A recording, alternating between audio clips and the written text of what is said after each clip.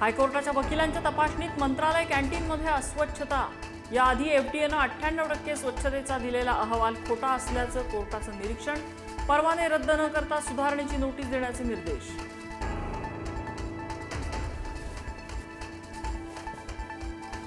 जंतर मंतरवरील दगडफेकीत जखमी दिल्ली पोलिसांच्या कुटुंबियांनी सांगितली स्वतःवर गुदरलेली स्थिती। पोलिसांवर काचेच्या बाटल्यांनी हल्ला, सोशल मीडियावर ट्रोलिंगलाही जावं लागतं समोर।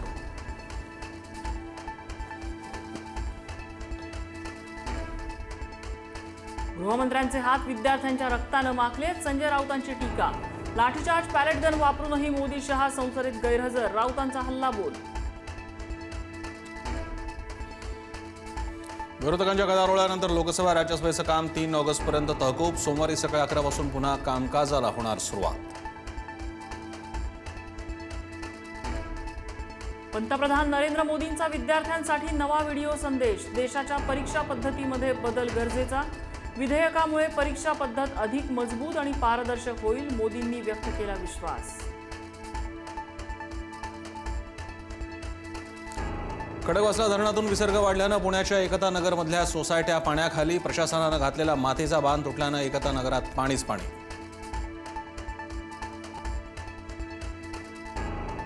पुढील काही तासात विदर्भात मुसळधार ते अतिमुसळधार पावसाचा हवामान विभागाचा अंदाज। अकोला, चंद्रपूर, नागपूरसाठी ऑरेंज अलर्ट।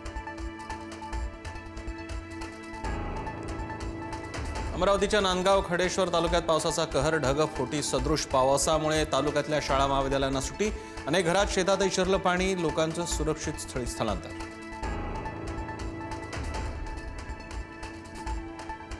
अमरावतीच्या राजुरात पुरात अडकलेल्या 7 जणांची सुखरूप सुटका। मोखड नदीला आलेल्या पुरात अडकले होते नागरिक, 7ही जणांना सुरक्षित स्थळी हलवलं। हिंगोली, गडचिरोलीत पुराचा कहर, दोन्ही ठिकाणी पुराच्या पाण्यात गाड्या गेल्या वाहून। पुराच्या पाण्यातून गाडी चालवण्याचा प्रयत्न जीवावर।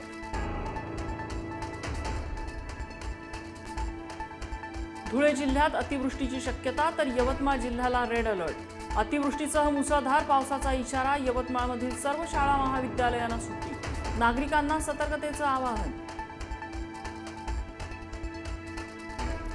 राज्यातल्या धरणांमध्ये सध्या केवळ 63.25% पाणीसाठा। जुलै महिना संपत आला असतानाही धरणांमध्ये अपेक्षित जलसाठा नाही। मराठवाड्याची चिंता कायम, कोकण पश्चिम महाराष्ट्राला काहीसा दिलासा। आपचे माजी नगरसेवक ताहिर हुसैन यांच्यासह 5 दोषींना जन्मठेप। 2020च्या दंगली दरम्यान आयबी अधिकाऱ्याच्या हत्येप्रकरणी जन्मठेप।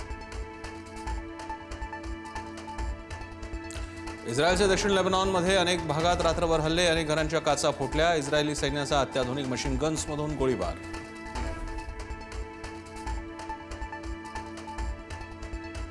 पाकिस्तानच्या बलुचिस्तानमध्ये कोळशाच्या खाणीत स्फोट। स्फोटात 11 कामगारांचा मृत्यू, तर 25हून अधिक कामगार बेपत्ता। बचावकार्य आणि शोध मोहीम वेगानं सुरू।